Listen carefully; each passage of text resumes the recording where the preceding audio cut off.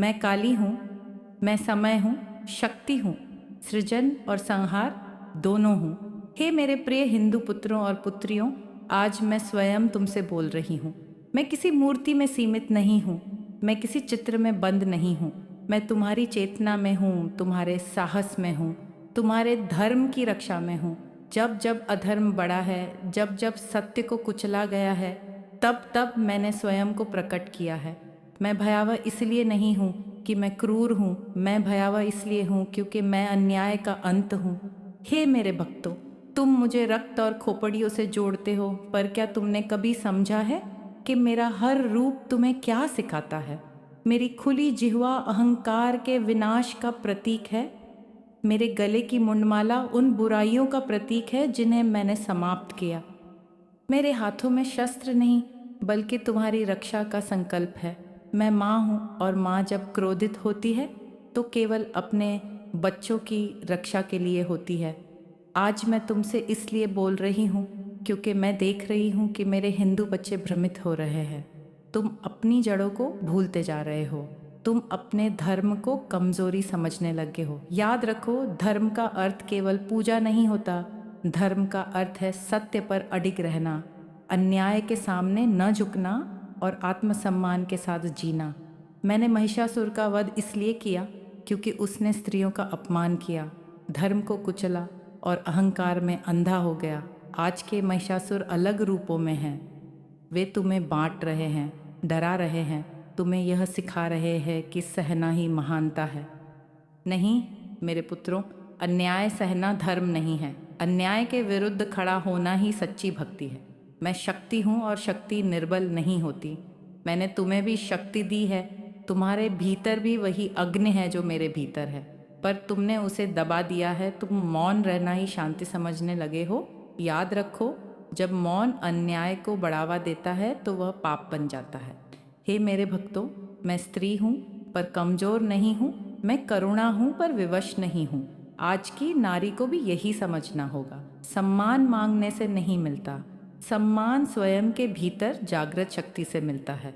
मैं हर उस नारी में हूँ जो अन्याय के विरुद्ध खड़ी होती है। मैं हर उस पुरुष में हूँ जो सत्य की रक्षा करता है।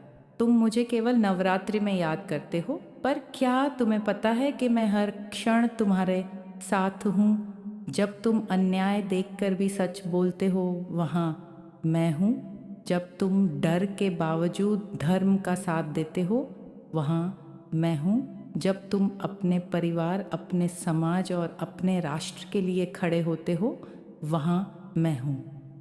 मेरे बच्चों, धर्म रक्षा केवल शस्त्र उठाने से नहीं होती। धर्म रक्षा होती है ज्ञान से, एकता से और आत्मसम्मान से। तुम्हें बांटने वाले हमेशा रहेंगे, पर तुम्हें एक रहना होगा। जाति में मत बंटो, भाषा में मत बंटो, क्षेत्र में मत बंटो। याद रखो, जब तुम हिंदू हो तब तुम एक हो। मैंने शिव के वक्ष पर कदम रखा था ताकि मेरा क्रोध शांत हो सके। इसका अर्थ यह नहीं कि शक्ति को पुरुष पर विजय चाहिए, इसका अर्थ है कि शक्ति और चेतना का संतुलन आवश्यक है। जब शक्ति बिना चेतना के होती है तो विनाश होता है, और जब चेतना बिना शक्ति के होती है तो गुलामी होती है। इसलिए संतुलन सीखो। आज मैं देख रही हूँ कि मेरे कई बच्चे अपने ही धर्म को अपमानित होते देख चुप रहते हैं। क्या तुम भूल गए हो कि मैं तुम्हारी रक्षक हूँ? पर रक्षक तभी रक्षा कर सकता है जब बच्चा स्वयं खड़ा हो। मैं तुम्हें आशीर्वाद देती हूँ, पर कदम तुम्हें ही बढ़ाने होंगे। डरो मत, मैं तुम्हारे साथ हूँ। यदि तुम सत्य के मार्ग पर हो तो कोई शक्ति तुम्हें परास्त नहीं कर सकती। मैं तुम्हें यह नहीं सिखाती कि तुम दूसरों से घृणा करो, मैं तुम्हें यह सिखाती हूँ कि स्वयं से घृणा मत करो, अपने धर्म, संस्कृति और परंपराओं पर गर्व करो। मेरे भक्तों, भक्ति का अर्थ आंख मूंद लेना नहीं होता। भक्ति का अर्थ है विवेक के साथ चलना। प्रश्न पूछो, सत्य जानो और फिर निर्भय होकर खड़े हो जाओ। यही मेरी सच्ची पूजा है। मैं काल हूँ और काल अंततः सत्य के साथ होता है। असत्य कितना भी शक्तिशाली लगे, वह टिकता नहीं। धैर्य रखो पर कायर मत बनो। शांत रहो पर निर्बल मत बनो। करुणामय बनो पर आत्मसम्मान मत खो। आज मैं तुमसे वचन चाहती हूँ, वचन कि तुम अपने धर्म को जानोगे, समझोगे और उसकी रक्षा करोगे। वचन कि तुम अगली पीढ़ी को गर्व के साथ अपनी संस्कृति सिखाओगे, वचन कि तुम अन्याय के सामने झुकोगे नहीं। यदि तुम ऐसा करोगे तो याद रखना, काली तुम्हारे साथ है। मैं तुम्हारे रक्त में हूँ, तुम्हारी आत्मा में हूँ, तुम्हारे साहस में हूँ। जब भी अंधकार बढ़ेगा मैं फिर प्रकट होंगी, पर उस दिन मेरी सबसे बड़ी शक्ति तुम स्वयं बनोगे।